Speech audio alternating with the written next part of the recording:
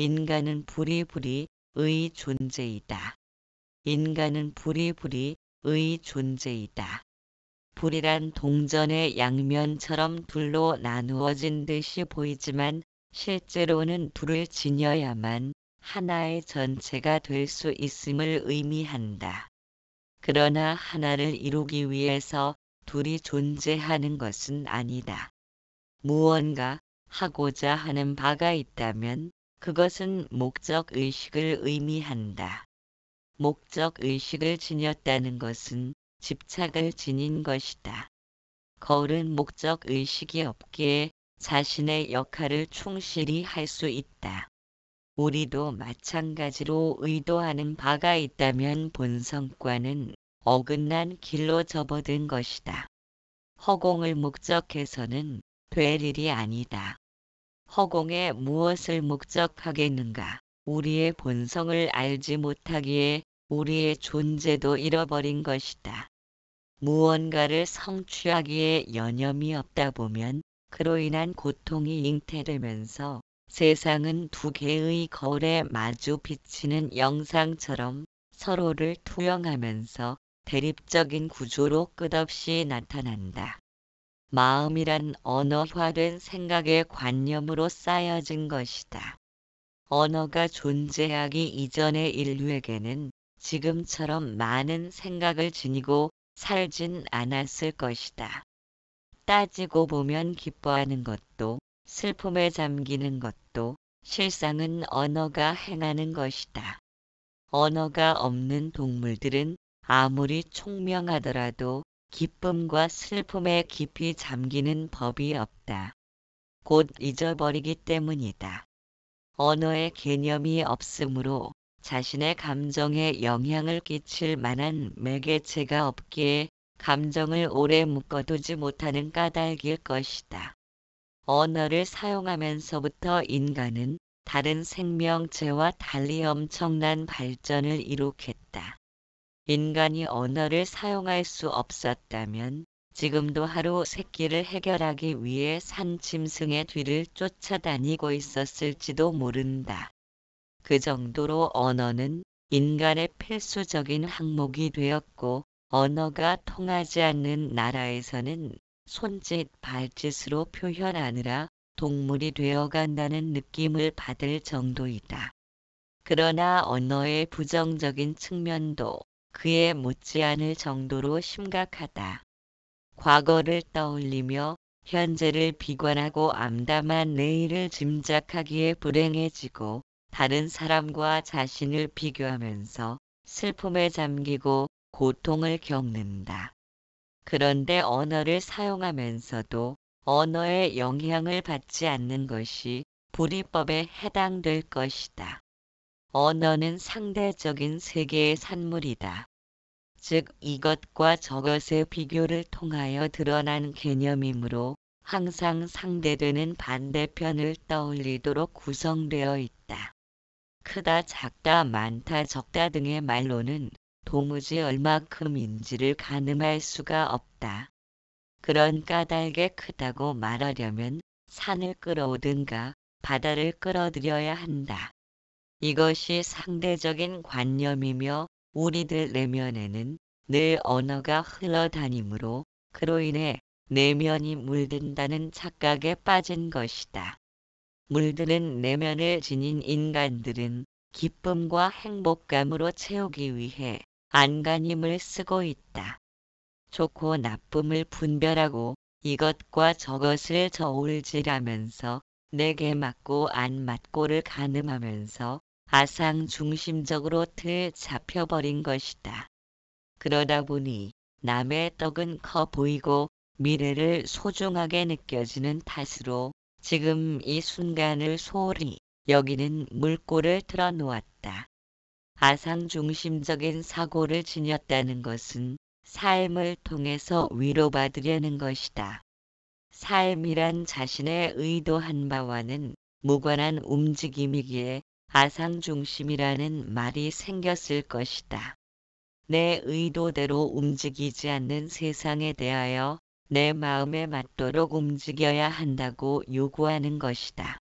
그러나 세상은 무표정하다. 내가 아상중심을 행하든 행하지 않든 관계없이 세상은 자신의 궤적을 따라 흘러가고 있다. 생각으로는 아상중심을 행한다 해도 몸은 세상의 움직임을 그대로 따라가야 한다. 이와 같이 생각과 행동이 일치하지 못하기 때문에 번뇌망상이 일어나며 고통을 겪는 것이다. 생각과 행동 중에서 어느 것 하나를 기준 잡으면 되지만 양손에 떡을 들고 이것과 저것을 고르다가 넘어져서 둘 다 못 먹게 된 꼴이다. 생각을 기준 잡으면 내 생각대로 세상이 움직여 주질 않아도 내가 하고 싶은 대로 했기 때문에 분노와 원망의 감정은 일으키지 말아야 한다. 또한 행동을 기준 잡으면 세상이 움직이는 대로 따라가면 된다. 주면 받고 안 주면 안 받고 그러면 아무런 문제도 일어나지 않는다. 그러나 자존심 강한 인간은 그것을 용납할 수가 없다. 그래서 생각과 행동의 둘 다를 만족시키기 위한 발상이 아상중심이다. 내 발길이 가는 대로 세상이 따라와 주길 원하는 것이다. 어느 누구라도 생각으로야 잘 살고 싶고 행복해지고 싶어 한다. 그러나 그와 같은 생각이 많다는 것은 삶의 의미를 놓치기에 충분한다. 세상에 대하여 바라는 바가 많다면 타인이란 단지 본인을 위해 존재해야 한다는 이기적인 사고로까지 이어져야 한다. 양손에 떡을 쥔 아상중심이란 결국 자신의 팔 다리를 묶어 놓는다. 자신의 모습을 따라 움직이는 그림자가 곧 타인이라는 사실을 이해하지 못하기 때문이다. 이와 같이 배타적이고 이기적인 발상부터 멈추려면 상대적인 관념으로부터 벗어나야 한다. 그렇지 못하면 인간은 언제까지라도 행복해지기 위해 앞문을 열고 나가지만 불행의 집 뒷문을 열고 들어가기를 멈추지 못할 것이다. 불이법이란 자석의 양극단은 항상 함께 존재한다는 것이다. 우리가 둘 중에서 어느 한쪽만을 필요로 한다면 자석을 둘로 쪼개어도 여전히 양극단은 존재할 것이다. 고통과 슬픔을 없어져야 할 물건으로 취급하는 것은 그 자리에 행복과 기쁨이 넘쳐야 하기 때문이다. 그러나 슬픔과 기쁨이란 자석의 양극단처럼 존재하고 있다. 부족감이 있기에 만족감을 아는 것이다. 고통과 슬픔이 무언지 모른다면 행복감도 느낄 수 없다. 동굴 속에 오랜 동안 갇혀있다 나온 사람은 새소리가 그처럼 아름답게 들려올 수가 없다. 그러나 매일 새소리를 듣는다면 시끄러운 소음으로밖에는 들리지 않는다. 똑같은 새소리를 통해서 한 사람은 기뻐하고 한 사람은 시끄럽게 생각할 수 있다. 그래서 둘은 둘이 아니다. 기쁨이 있으므로 슬픔도 생겨나고 슬픔이 있으므로 기쁨도 생겨나는 것이다. 이러한 이치를 안다면 행복을 추구하는 그것이 불행을 만드는 원인이 된다는 것을 알 수 있다. 결국 불행과 행복, 슬픔과 기쁨은 동전의 양면처럼 존재하고 있음을 알 때 우리는 행복만을 원하지 않을 수 있다. 때로는 원치 않는 불행과 고통을 느끼는 것은 기차를 타면 운임을 내야 하듯 당연히 치르는 몫이라면 아무런 문제도 일어나지 않는다. 우리가 문제를 삼았기 때문에 문제가 생긴 것이지 추운 겨울은 매년 돌아오는 것처럼 당연히 있어야 할 것이다. 그것이 존재계의 법칙이다. 만일 세상이 인간의 뜻대로 움직여준다 해도 지금과 별반 차이는 없다. 모두가 잘 산다면 그 중에서 조금 못 사는 사람들은 하층이 될 것이고 상층들은 자신보다 조금 잘 사는 사람들을 따라잡으려고 안간힘을 쓸 것이 틀림없다.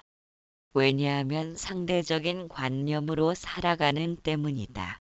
그래서 상대적인 관념을 품고 있다면 행복을 찾기 위해 이 세상 어디를 가더라도 목적지는 나타나지 않는다. 따라잡아야 할 누군가가 항상 앞서서 달려가기 때문이다. 지금 현재 하는 내 모습이 정답이다. 막연한 행복감으로부터 지금 현재의 나를 거부하려는 것은 정답을 떠나 틀린 답을 찾는 것이다. 지금 현재에서 거부당한 나는 설 자리를 잃어버린 탓으로 매번 나 아닌 다른 누군가처럼 되려고 하지만 그러한 습성으로 틀이 잡혀 평생을 나 아닌 다른 사람으로 살아야 한다. 그것은 불행한 운명이다. 존재하는 것은 지금 현재뿐이기 때문이다. 지금 이 순간을 놓쳐버린 삶은 불만족과 저항의 습성으로 들 잡힌 마음을 안고 산다는 것이다. 그래서 항상 더 높이 그리고 멀리 도약하고자 올려다보기만 할 것이다. 그와 같은 자신을 내려놓을 필요도 없다. 두라님을 알면 그만이다. 본성의 마음이 될 필요도 없다. 사자 새끼가 크면 되는 건 사자밖에 없다. 그런데도 사자가 되지 못하는 것은 자기 빵을 자기가 먹으면서도 아깝다는 생각이 들만치 욕망이 앞을 가렸고 자신이 지은 업을 자신이 받으면서도 저렇게 되었으면 하고 바랄 만큼 집착의 어리석음이 사방을 둘러친 때문이다. 집착이 없다는 것은 세상은 끝없이 흘러간다는 것을 이해한 것이다. 삶이란 거대한 폭류처럼 흘러내리고 있다. 고인 물은 썩어가듯 끝없는 흐름 속에서 행복을 구하고자 멈춰서면 길을 잃어버리고 만다. 진정한 평화는 세찬 물결 속으로 존재한다.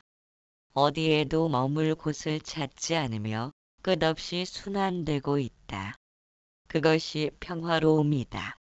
같은 물살에 발을 2번 담글 수 없듯이 모든 것은 매 순간 흘러가고 새로운 시작이 계속되고 있다. 지금 이 순간을 사는 사람은 목적지를 따로 구하지 않는다. 숨 한 번 내쉬고 들이쉬는 것이 목표인 까닭이다. 세상은 본래부터 고요했고 나중까지도 고요할 것이다. 머릿속에 기억된 것들은 아르마리에 불과하다. 인간을 완성시키려는 수많은 설명들이 너절하게 늘어서 있지만 그것들은 환법을 일으킬 뿐 전혀 의지할 바가 되지 못한다. 언어가 가리키는 곳을 따라 열심히 달려가지만 결국 도달하는 곳은 텅 빈 허공뿐이다. 이것을 이해한 사람들은 무위로서의 삶을 살아가는 것이다. 무위라는 언어조차도 불필요하다. 우리가 무엇을 행하건 간의 무위를 벗어난 적이 한 번도 없기 때문이다. 인간은 마음을 항복받기 위하여 무수한 노력을 실천해왔다. 앞으로도 여전히 마음이라는 문제는 우리가 풀어야 할 가장 큰 숙제임에 틀림없다. 모든 인류의 공통 관심사는 마음을 다스리는 문제를 해결하고자 심혈을 기울일 것이다. 아상을 지닌 삶은 고통으로 물든다는 것을 이해한 까닭이다.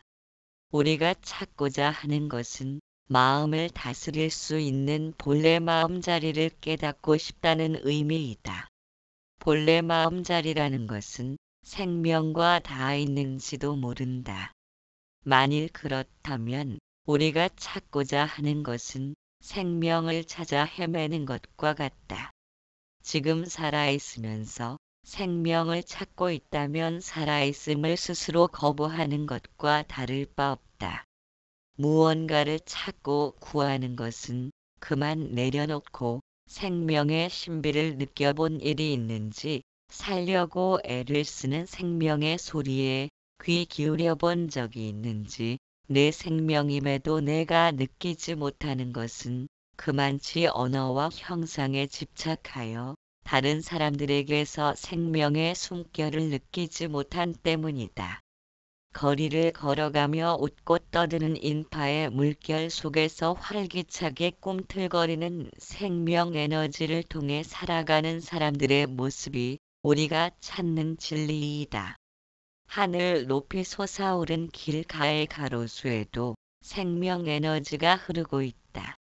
그것들 속에서 진리를 보지 못한다면 얼마나 더 오랜 시간이 흘러야 진리를 구걸하지 않을 수 있겠는가.